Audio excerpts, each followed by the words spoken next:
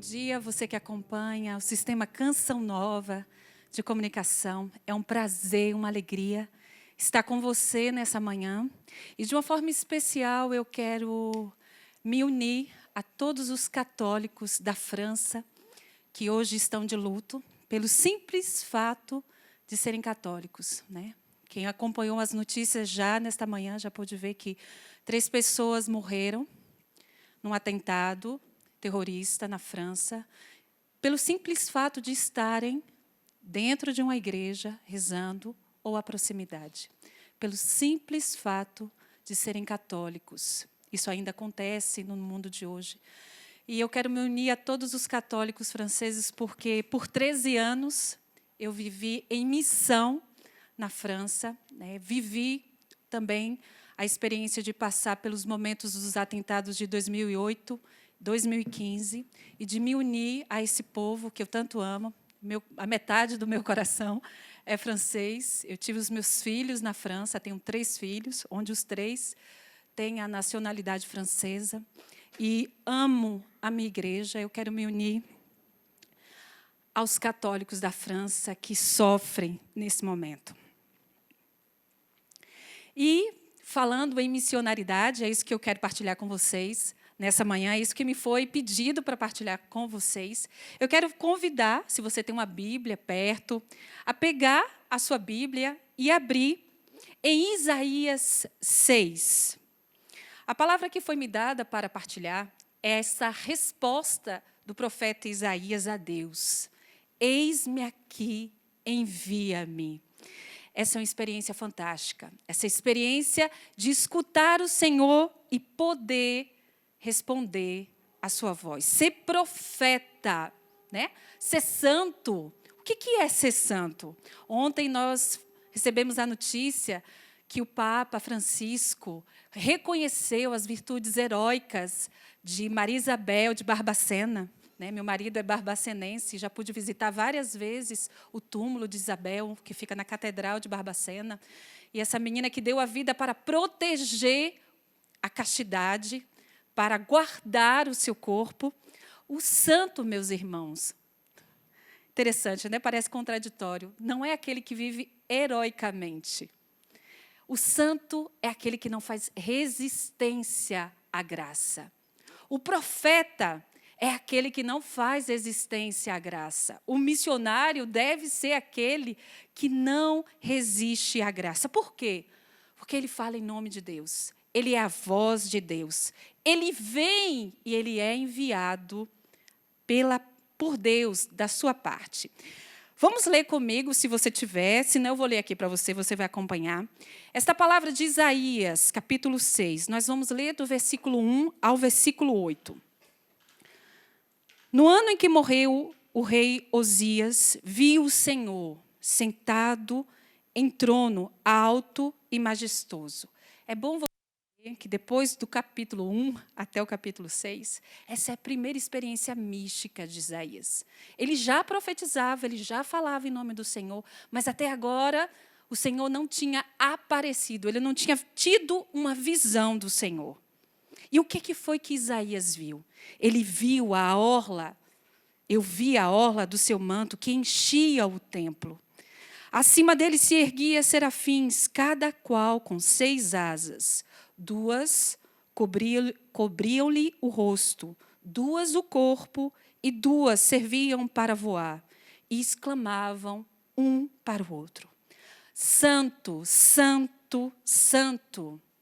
É o Senhor dos exércitos, a terra inteira está repleta de sua glória. Ao clamor dessas vozes, começaram a tremer as portas e seus gonzos, e o templo encheu-se de fumaça. Exclamei então: ai de mim, estou perdido. O que Isaías via no tempo dele? Ele via um grande reinado.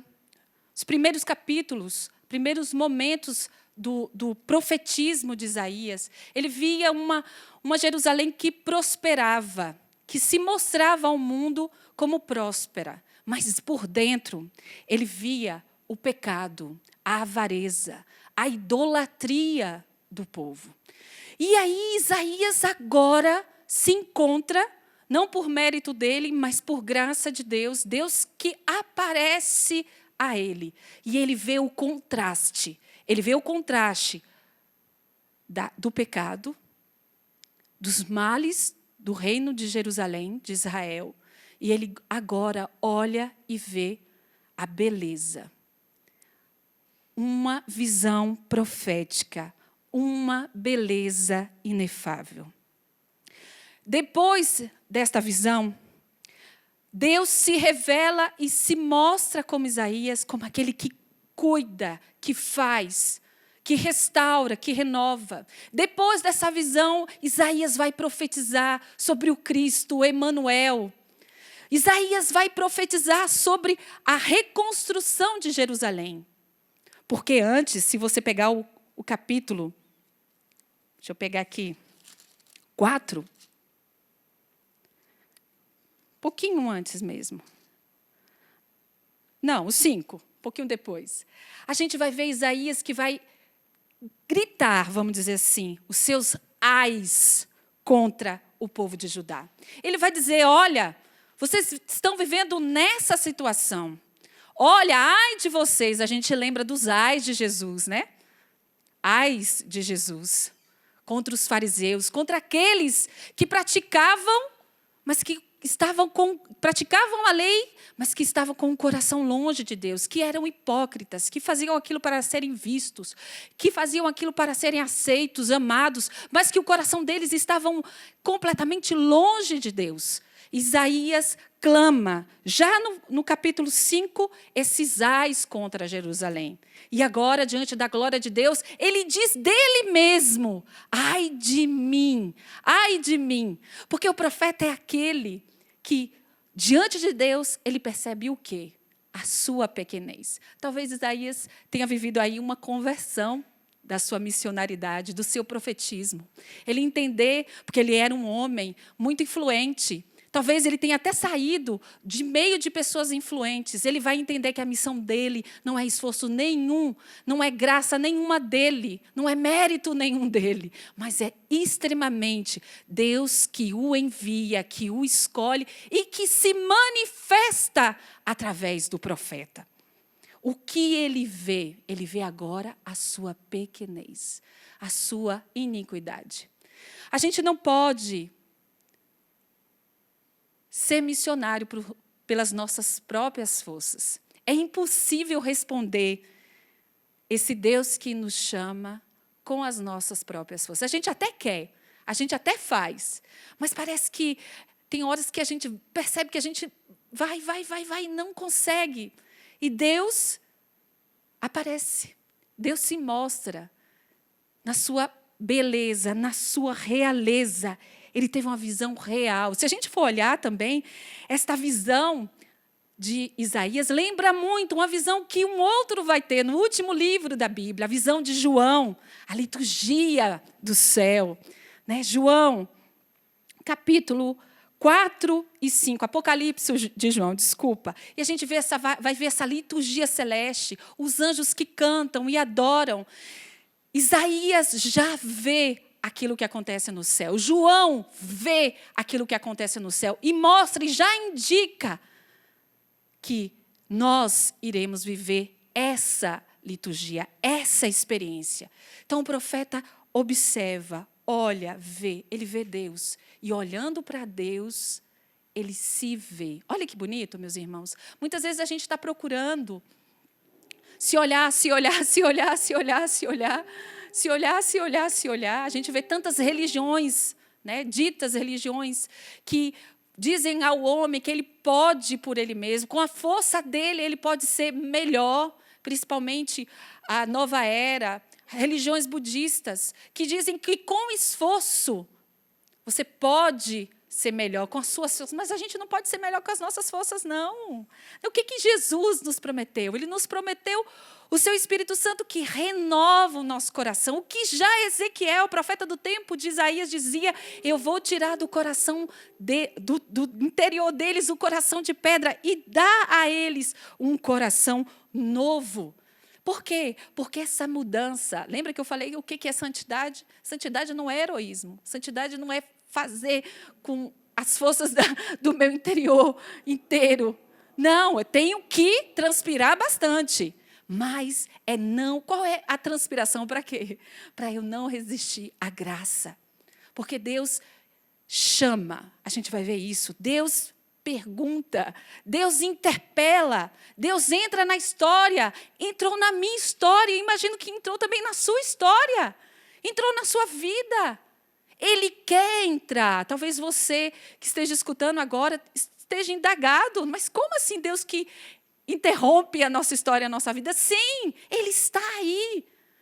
Você precisa ver e escutar, porque Ele quer se manifestar a você. Ele quer se manifestar a você como Ele se manifestou a Isaías, como Ele se manifestou a João, como Ele se manifestou aos discípulos, aos apóstolos, mas também a tantas pessoas, quanto que ele se manifestou também, eu imagino, a Isabel Cristina, que entregou a sua vida e viveu virtudes heróicas. Um martírio para guardar a verdade, a pureza do seu corpo, a integridade do seu ser.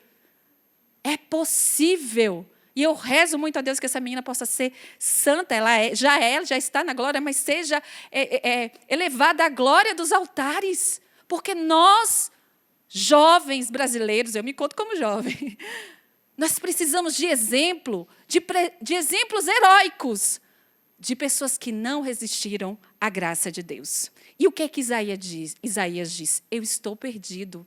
Diante de Deus, ele consegue se ver.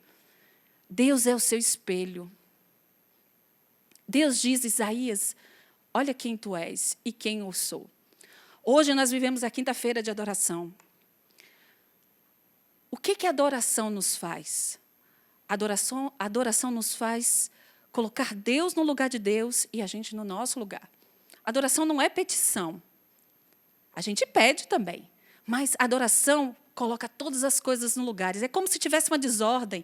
E ali, na hora que a gente está diante de Deus, a gente diz, Ele é Deus. E quem eu sou? Eu sou um simples adorador. Ai de mim, eu estou perdido. Imagina se toda vez que a gente se colocasse diante de Jesus sacramentado, Ele está ali. A gente pudesse dizer, abaixar a cabeça e dizer, ai de mim, eu estou perdido. Por isso que a gente se ajoelha, meu santo, minha santa. Por isso que a gente se dobra. Se a gente pudesse, a gente se prostrava. Por quê? Porque, ai de mim, eu estou perdido. Sou um homem de lábios impuros. Isaías se reconhece como igual àquele povo. Ele viu o quê? O pecado, a avareza, a idolatria, a soberba daquele povo, a corrupção que estava dentro do povo de Israel. E ele percebe que ele também, ele mesmo sendo profeta, ele não tem lábios melhores. Você está vendo aqui os meus irmãos de comunidade, eu, Rogéria, Marcos, os nossos irmãos também aqui do Ministério de Música. A gente não é melhor que ninguém. Não é melhor do que você. Nós também temos esses lábios impuros. Vivo entre um povo de lábios impuros. Olha que bonito. Isaías se reconhece igual ao povo. O missionário é aquele que está no meio do povo. O Papa Francisco diz, o pastor tem o cheiro das ovelhas. Se o missionário não tiver o cheiro das ovelhas, ele tem cheiro de escritório, ele tem cheiro de, sei lá, de computador, entendeu? A gente tem que ter cheiro das ovelhas, a gente tem que estar muito inserido no meio do povo.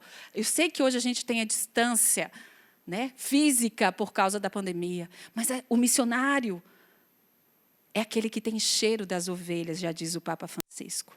E, no entanto, olha, apesar de tudo, apesar que estou perdido, porque eu sou um homem de lábios impuros, eu vivo entre um povo de lábios impuros, no entanto, os meus olhos viram. Para os judeus, isso era muito forte, ninguém podia ver Deus. Tanto que, para entrar no templo, só se entrava uma pessoa no Santo dos Santos, uma vez do ano, e ainda o sacerdote ia abaixado quase, para depositar o incenso em louvor a Deus. Então, ver Deus era estar morto. E, de fato, meus irmãos, ver Deus devia provocar isso em nós. Morto. mortos pelo pecado, mortos por aquilo que não faz o nosso bem. Se a gente tivesse coragem de ser morto, como diz São Paulo, morto para este mundo, morto nas minhas paixões, se a gente tivesse coragem de morrer, vamos dizer assim, para esse mundo, para viver de quê? Para viver dessa experiência inefável, bela. Que beleza! O que é a beleza? A beleza é sinônimo de verdade. Por isso que, quando você entra em grandes catedrais, você fica assim, extasiado. Elas são eu já falei em francês. Elas são magníficas, elas são magnifiques, elas são belas mesmo. Por quê? Porque a igreja entendeu que a beleza, ela mostra algo verdadeiro. Por isso que as igrejas não podem ser feias. Por isso que os lugares santos não podem ser feios, porque a beleza diz de algo verdadeiro dentro de nós. Isaías viu a beleza das belezas, a beleza inefável. E olhando a beleza, ele viu aquilo que ele não era. Francisco já dizia, Francisco de Assis, Senhor, Tu és aquele que é, e eu sou aquele que não é. Um dos serafins voou para mim, segurando com uma tenaz uma brasa tirada do altar. Com ela tocou os meus lábios, dizendo... A gente percebe que do lado do trono existe o altar. Presta atenção nisso. Agora que isso tocou os meus lábios, agora que isso tocou os teus lábios, tua culpa está sendo tirada, teu pecado perdoado. Ouvi então a voz do Senhor que dizia, a quem enviarei? Quem irá por nós? Respondi, aqui estou, envia-me. É maravilhosa, é impressionante como um texto bíblico que data do século 7, 8º antes de Cristo, já mostrava, primeiro, que do lado do trono existe o altar. O Cristo já estava lá. Isaías já viu o cordeiro imolado. Esse altar já estava em brasa. Isso quer dizer o quê? Que a oferenda já tinha sido consumida. Ele tirou uma brasa desse altar. O Cristo, no tempo, tocou e purificou, já anunciando que o Cristo vinha, ia dar a sua vida, e ia nos purificar de quê, meus irmãos? Ia nos purificar do nosso pecado. Você sabe que o povo judeu naquele tempo, naquela época, para ser purificado dos seus pecados, ele oferecia sacrifícios. Ele dava cordeiros, touros, e os mais pobres, coisas mais simples, pássaros, pombinhas. E aí não é mais um sacrifício exterior, vamos dizer assim, o sacrifício de algo que purifica, Isaías. É o sacrifício do altar, do lado do trono, que purifica. A gente tem que se deixar purificar por Jesus. Purificar por essa entrega do Cristo. E aí, a igreja nos oferece, o Cristo nos deixou o sacramento da confissão. Ele já nos perdoou dos nossos pecados. Mas a gente precisa ir lá e deixar se purificar, selar pelo sacramento da confissão. Porque o Senhor purifica. Agora a gente está puro. E Deus fala. A Trindade fala. A quem enviarei?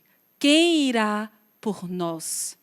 E Isaías não tem outra coisa a fazer senão dizer: estou aqui, envia-me. Depois de ver, presta atenção nisso. Depois de ver, depois de ouvir, ele viu e ouviu. Ele se coloca à disposição. A gente sabe também que quando Isaías ouve esta voz, a quem enviarei? E existe essa resposta, eu estou aqui, envia-me. Vários padres da igreja ligam essa resposta à resposta do Cristo ao Pai, porque Jesus é o primeiro enviado, é o primeiro evangelizador, é o maior evangelizador. Se nós somos evangelizadores, é porque Ele é o primeiro. Ele antecede, Ele já passou na nossa frente, Ele nos ensina. É a Ele quem olhamos e queremos ser como Ele, evangelizadores como Ele. Você quer ter um modelo de evangelizador? Olhe para o Cristo. Olhe para o Cristo. Ele foi evangelizador do Pai.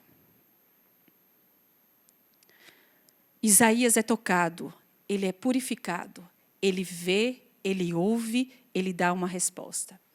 E eu não sei se você sabe, essa palavra envio, enviar, é a mesma coisa que missão. Eu vou escrever uma carta para você. A gente sabe, né, quando a gente escreve uma carta. Vamos dizer assim, hoje, quando eu estava preparando essa pregação, eu lembrei que na escola a gente aprendia. Eu fiquei pensando nas minhas crianças. Eu acho que eles não fizeram ainda esse exercício, né, de pegar um envelope, escrever o destinatário, o remetente, o endereço, o CEP, o número. Né? Eu lembro que tinha uma regra para escrever. Eu não sei se você sabe, cada país tem um jeito diferente de escrever no envelope. Uns é na frente, outro é atrás, outro em cima, outro embaixo. Sei que isso muda. Mas existe uma ordem, vamos dizer assim, quando eu quero enviar algo para alguém. Quem envia, vamos dizer assim, a gente pensa logo em quem? No destinatário. Ele é o primeiro que entra em jogo ali. Eu vou escrever uma carta para você, eu vou pegar uma folha de papel, vou pensar em você e vou escrever uma carta. Talvez um pedido, talvez uma partilha de algo que esteja acontecendo comigo, uma carta. Hoje a gente perdeu o hábito, né, de escrever carta. Até hábito de escrever e-mail. Hoje a gente fala no WhatsApp, hoje a gente fala pelas redes sociais. A gente esqueceu dessa beleza que é parar para escrever, para testamentar algo, né? E quando a gente escreve, a gente sabe que as cartas, né? É bonito você ver cartas de várias folhas, né? As cartas, eu pude ver algumas cartas de soldados que estavam em batalha, que escreviam para suas mães, suas irmãs, esposas, né? Cartas belíssimas. A gente perdeu o hábito disso. Mas a gente pensa primeiro nesse que escreve a carta. Mas uma carta existe porque existe um destinatário. Vamos dizer assim, o C da carta não existe por causa do remetente, daquele que envia, mas o destinatário é você. Uma carta escrita para você. É uma carta para você. Para esse envio, a gente precisa de uma pessoa, não é verdade? A gente precisa do correio, a gente precisa Sedex. Aí você pensa nas empresas. Hoje existem várias empresas, né, de postagem, onde a gente pode colocar uma encomenda, né, e chegar até um outro ponto do Brasil, algo que foi comprado. Então, existe o remetente, o destinatário, mas também existe aquele que faz o intermédio, o intermediário. Um destinatário, um remetente, algo a ser transmitido, uma carta, uma encomenda, e alguém para fazer esse envio. É bonito que a gente vê isso, vamos dizer assim, na própria obra da missão e da evangelização. A gente vê o destinatário. Enviar, missionar, missão. O destinatário é Deus, meus irmãos. É Deus que entra na nossa vida, na nossa história, que quer partilhar a vida dele. Esses dias, fazendo meu estudo bíblico, eu amo muito esse texto bíblico, e impressionante como vai e volta, vira e mexe, eu estou nele. Jesus que encontra com essa samaritana em Jerusalém, e ela que pergunta para ele, como tu, sendo judeu, pedes de mim, de beber a mim, que sou uma mulher samaritana. Deus se encontra sentado no poço, meio-dia, e eu e você, a gente pode se perguntar. Se perguntar não, perguntar a Ele. Né? Porque Ele que tem sede, Ele que quer partilhar a sua vida, Ele que quer partilhar a sua alegria. Deus amou tanto o mundo, mas por quê? Né? Podia ser desse jeito aí que tanta gente pensa. Criou e deixou a gente aqui por azar. Por que Deus, que tanto amou o mundo? Eu parei nisso. Deus amou tanto o mundo, porque o ser de Deus não tem outra forma de existir, a não ser se comunicar, se entregar. A mensagem é essa, meus irmãos. A mensagem é a boa nova. A mensagem, como diz o Papa Francisco, é a boa surpresa de Deus. A vinda de Jesus ao mundo foi a surpresa de Deus que entra na história, que nos chama a ver o rosto do Pai, que nos chama a viver a vida do Pai, que nos chama a partilhar dessa vida amorosa. Deus quer dar a vida dele a você. Deus quer dar a alegria dele a você. Deus quer dar o amor dele a você. Deus quer dar a paz dele a você. E a gente pode se perguntar, como essa samaritana, como tu, que és Deus, pede a mim de beber? E aí a gente tem aquela palavra do Salmo. 2 salmos que fazem essa indagação. Quem é o homem, Senhor, para que tu pense neles?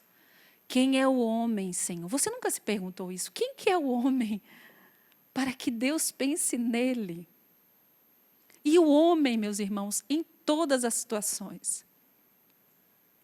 O homem, no ventre da mãe, ali na concepção, que já é alguém em potência. O homem doente, internado no hospital, um homem velho, um indigente. Todos são destinatários desse amor de Deus. Não tem, o amor de Deus não exclui ninguém. Ninguém está longe dos braços desse amor.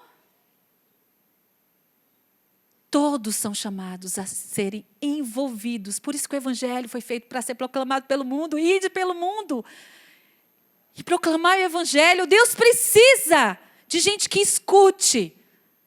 Quem eu enviarei? Quem irá por nós? Parece um pedido assim. Quem pode ir por mim? Quem eu vou enviar? Santo Agostinho dizia, Deus que criou o homem, sem ele, não quer salvar o homem sem a participação dele. Deus precisa da nossa participação para anunciar o que nós somos. Nós somos o quê? Nós somos alguém que faz o envio. Eu gosto muito dessa imagem dos amigos de Lázaro. O que eles fizeram? Eles foram lá e tiraram Lázaro à força? Não! Eles só abriram, fizeram o caminho para Jesus passar, abriram a pedra do lado do túmulo. E foi Jesus que diz, Lázaro, vem para fora. O missionário é aquele que tenta tirar todas as resistências, ajudar as pessoas a não terem resistências ao amor de Deus. Por isso que João Paulo II gritava, não tenham medo do Cristo. Por isso que o Papa Bento também dizia, não tenham medo do Cristo, de Deus, Ele não tira nada, Ele dá tudo. Esse amor quer ser partilhado, só que ele precisa de remetentes. De remetentes não, ele precisa de pessoas que façam esse anúncio. E a gente tem que responder com fé, com coragem. Eis-me aqui, envia-me. Eis-me aqui, Senhor, envia-me. Cada um de nós é enviado. Você é um enviado. Você pode se perguntar, mas enviado aonde? Enviado lá onde você vive. Enviado na sua família, enviado no seu trabalho, enviado no seu grupo de amigos. E você tem uma graça que te acompanha. Essa graça de Estado. Isso é graça de Estado. Você é mãe. A graça de Estado de ser mãe. Você é pai de família. Você lá onde você exerce uma profissão, você tem a graça para viver aquele momento. Você é enviado. Não pense só que são os missionários. Olha lá, Ivana. Missionária Canção Nova há tanto tempo, já teve tantas frentes de missões, já foi enviada. Graças a Deus. Mas nós somos igreja. E a igreja é a enviada. A igreja, ela tem por identidade essa verdade. Ela é missionária. Nós temos que comunicar esse Deus que quer partilhar conosco, que quer partilhar a sua vida na nossa vida. Eu vivi uma experiência, nesses 13 anos da França, muito forte. Canção Nova ainda não tinha um reconhecimento pontifício. E eu fui enviada, eu, meu marido e mais alguns irmãos, em 2005 para a França. Sem falar francês, a gente só tinha feito 3 meses de curso. Assim que a gente faz, a gente vai na coragem. E 3 meses, a gente percebeu a fome daquele povo francês.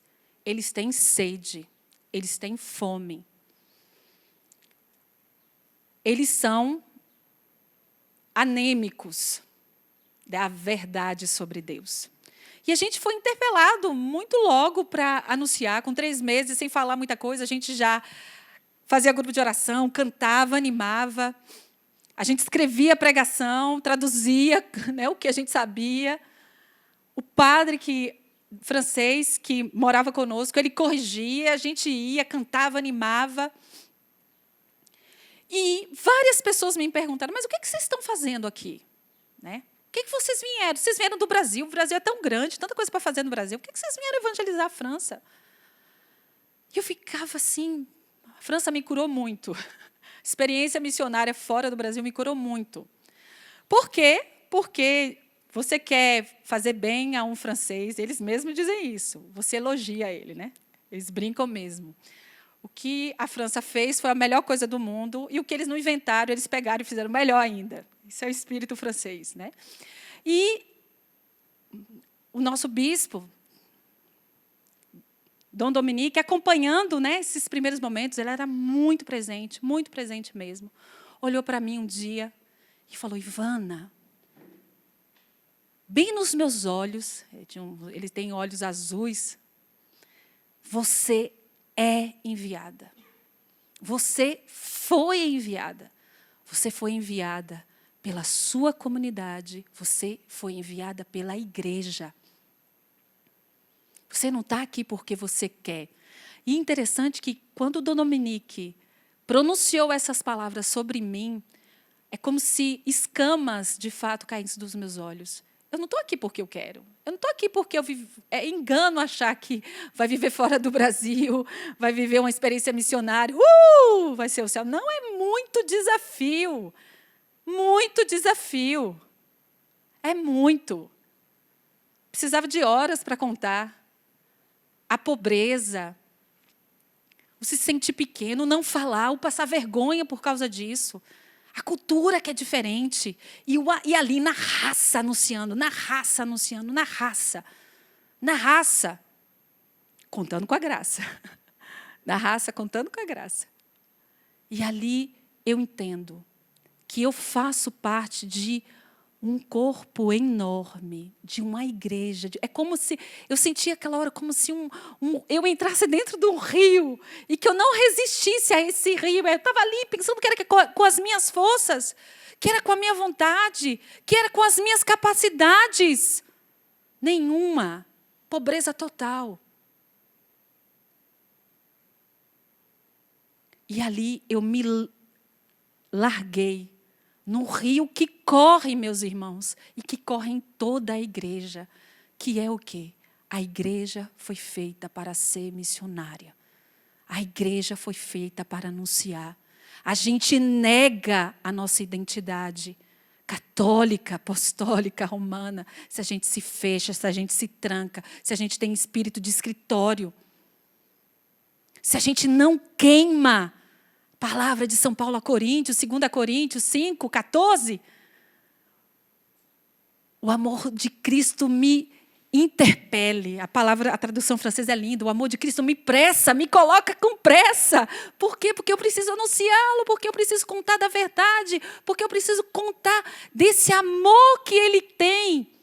Então, eu não sou enviada por mim mesmo. Eu não sou enviada.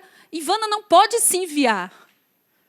Eu sou enviada, dentro da Canção Nova, pela comunidade. A Canção Nova dentro da igreja, pela igreja. Você, dentro da sua paróquia. Se coloque à disposição. Se coloque à disposição. Na Evangelho Gaudium, Papa Francisco fala das tentações da missionaridade. E uma dessas, ele fala 5 ou 6, ele fala desse medo que a gente tem, de a gente achar que a evangelização vai consumir todo o nosso tempo. E que é difícil hoje até achar catequistas para dar catequese.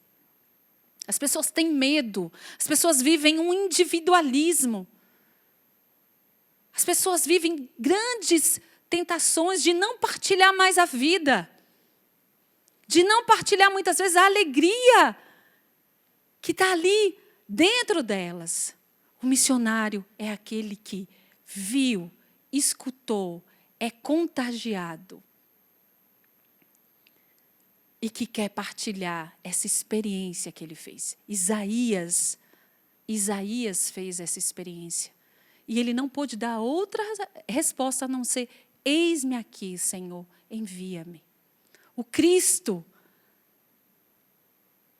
deixou tudo. Ele deixou a glória, ele deixou o Pai, ele deixou o trono, se fez homem, se encarnou, assumiu a nossa carne, assumiu a nossa fraqueza, a nossa vida humana, assumiu para a nossa redenção, para que nós pudéssemos também agora participar dessa vida. Ele, o maior missionário, ele entra na nossa história. Por isso que o Papa Francisco vai dizer: o Evangelho é o Evangelho das surpresas. É um Deus de surpresas. Deus é um Deus que nos surpreende. Deus é um Deus sempre novo. Gente, isso é impressionante, né? Aí a gente liga com aquela passagem, em Apocalipse, eis que faço nova todas as coisas. Deus não pode fazer coisa velha. Acorda de manhã e diz: o que é que o Senhor tem de novo para mim hoje? Não tenha medo. Deus vai enviar até você pessoas para te dizer: olha, é novo. Existe uma surpresa para você no dia de hoje. Se você escutar, se você não fizer resistência à graça, para de resistir e se deixa alcançar por esse amor. Deus cria nova as coisas todos os dias. Deus faz nova todas as coisas. Por isso que o Evangelho não é um Evangelho velho. Ah, mas eu já escutei essa palavra. Ah, mas eu já conheço esse texto bíblico. Ah, mas de novo fazer o estudo bíblico dessa palavra. Sempre tem novidade. Porque Ele é um Deus que faz nova todas as coisas. E Ele pode fazer dessa atividade cotidiana sua, né? Eu fico pensando aí nas mães que estão em casa, cuidando dos seus filhos. Eu sou uma dessas. Divido meu tempo com o meu trabalho missionário, mas também com meus trabalhos em casa, com os meus filhos que estão em casa. E é aquela atividade cotidiana, santificante. Quer ver coisa que não termina nunca? Panela, almoço, jantar, café da manhã, arrumar cama, arrumar brinquedo. Eu fico: quanto é que tem fim esse troço? Não tem. Tem fim não, gente. Assume logo, não tem fim. Mas tem uma graça nova. Todo dia para fazer a mesma coisa. Hoje acordei e disse: hoje tem uma graça nova. Estava lá, dobrando roupa no varal. Se você passasse na porta da minha casa, 7 horas da manhã, eu estava dobrando roupa, que estava no varal. Tem uma graça nova para isso aqui. Tem uma graça nova no cuidado dos meus filhos. Tem uma graça nova naquele trabalho que você já não está aguentando. Tem uma graça nova com o convívio daquela pessoa. Peça essa graça. Deus faz nova todas as coisas. Tem essa graça nova para você nesse dia de hoje, que está na depressão, que está na ansiedade. A gente está vendo aí essa segunda onda agora. Eu quero falar às pessoas que estão além mar, além oceano Atlântico, que já estão vivendo o confinamento. Pessoas na França, na Espanha, na Itália, que já estão no lockdown e que estão já ansiosos, medrosos, naquela dúvida, o que será o futuro? O que vai acontecer agora? A gente só vê teoria da conspiração aqui, teoria da conspiração lá, notícias ruins, a gente se preocupa. Mas talvez, e eu posso dizer para você, talvez não, Ele está aí com você e você não está fazendo atenção a Ele. Ele quer estar com você. Ele quer se mostrar a você. Ele quer te fazer ver, olhar, te dar uma graça nova. Não tenha medo. Não tenha medo. Você que está já vivendo esse período de confinamento, não tenha medo. Meu povo brasileiro que já escuta os rumores do que vai vir, o que nos aguarda, não tenha medo. Nós somos um povo do caminho. Nós somos um povo em caminho. O problema é quando a gente quer parar. O problema é quando a gente estagniza. Quem para não progride, regressa. Nós somos um povo em caminho. A história do povo de Deus já mostra isso. Não é um povo que para, é um povo que caminha. É um povo que dá a vida. É um povo que entrega. Deus pergunta: quem enviarei? Quem irá por nós? O que você responde nessa manhã? O que você responde nessa manhã? Eu quero convidar você a dar uma resposta para o Senhor. Senhor, eis-me aqui. Eu me sinto fraca. Eu me sinto pequena diante desta verdade. Eu me sinto medrosa. Tantos medos, Senhor. Tantos medos. Eu me sinto débil. Eu me sinto pecadora, pequena. Santa Teresa d'Ávila, um dia, diante do pedido de Deus, de Jesus, que ela escutava e sentia Jesus no coração dela, para fundar as Irmãs da Caridade, ela falou para Jesus: olha, escolhe outra pessoa. Tem tantos aí que querem fazer tanta coisa por ti. Tem gente, eu sou fraca, eu sou pobre, eu sou débil, eu sou pecadora. E Jesus diz para Madre Teresa: mas é porque você é assim. Por isso que eu te escolho.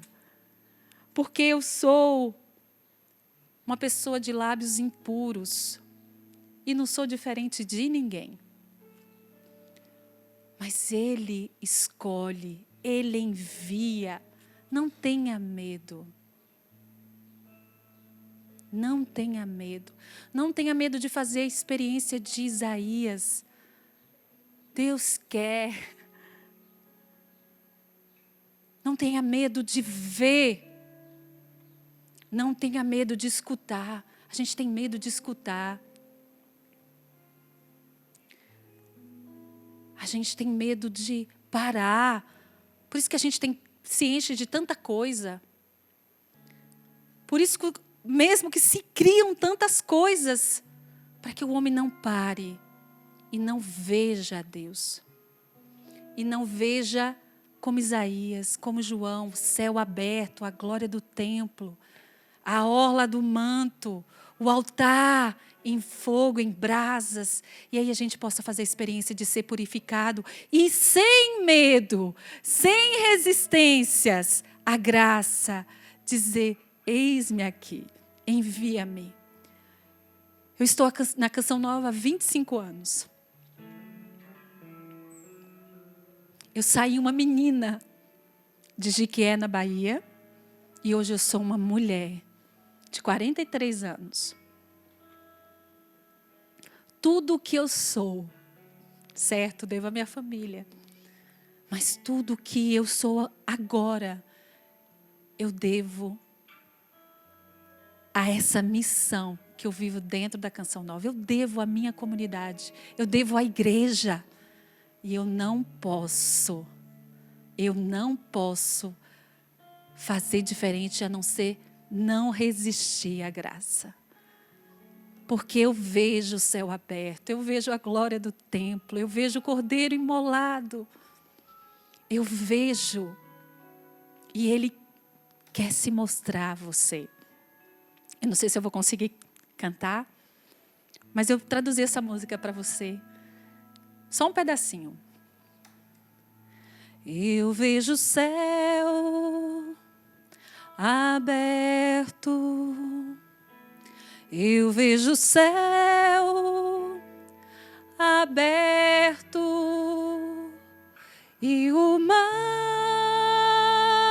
de sua orla encher o templo.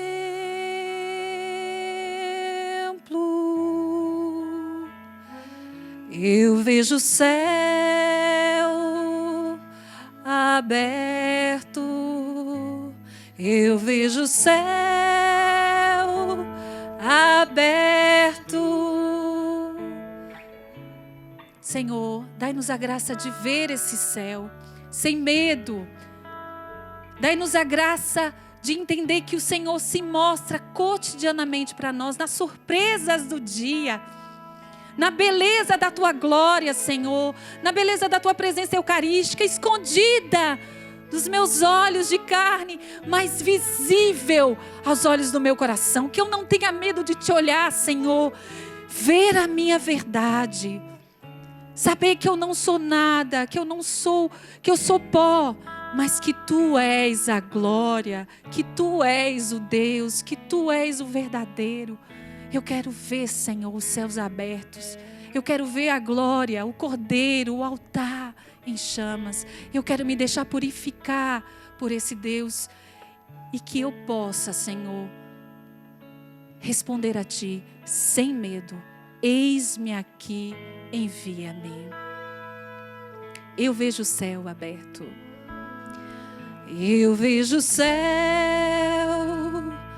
aberto, eu vejo o céu aberto e a orla do seu manto encher o templo. Eu vejo o céu, eu vejo o céu aberto, eu vejo o céu aberto e a orla do seu manto encher o templo.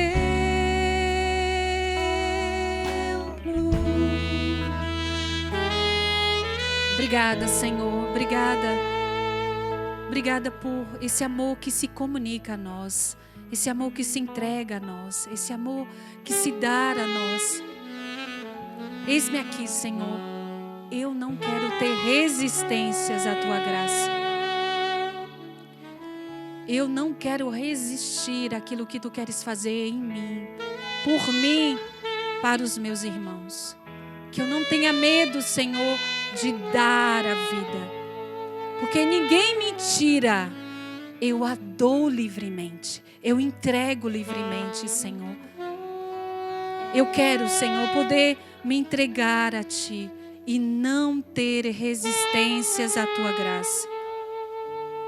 Eu quero, Senhor, eu preciso, Senhor, eu preciso, Senhor. Por isso vem, Senhor, enche-nos mais uma vez de Ti, enche-nos mais uma vez do Teu Espírito Santo. Derrama sobre nós, Senhor, a Tua graça, derrama sobre nós a Tua força, Senhor, derrama sobre nós o Teu Espírito Santo. Vem, Senhor. Vem, Diante Senhor. dessa pregação de hoje, o Senhor nos dá esse convite, nos faz esse convite. de estarmos na sua presença como adoradores e de vivermos o céu neste lugar, nesse auditório, né? Estamos só nós aqui, nossa equipe, os câmeras. É uma pena você não poder estar aqui nesse tempo. Mas graças a Deus, a televisão, o rádio, a internet, ela proporciona isso para nós, né? Ela proporciona esse momento de céu que chega até a sua casa. E nós queremos viver. Você pode se preparar e dizer: Jesus, eu quero viver o céu na tua presença, Senhor, nesta adoração. Eu quero, Senhor. Quero tocar o céu. Eu quero escutar o céu, o que o céu quer dizer para mim hoje. Eu quero me entregar, Senhor Jesus. Lá está o meu tesouro, lá aonde não há choro, onde todos cantaremos juntos hinos de louvor. Canta isso. Lá está. Lá está o meu tesouro, lá aonde não há choro, onde todos cantaremos juntos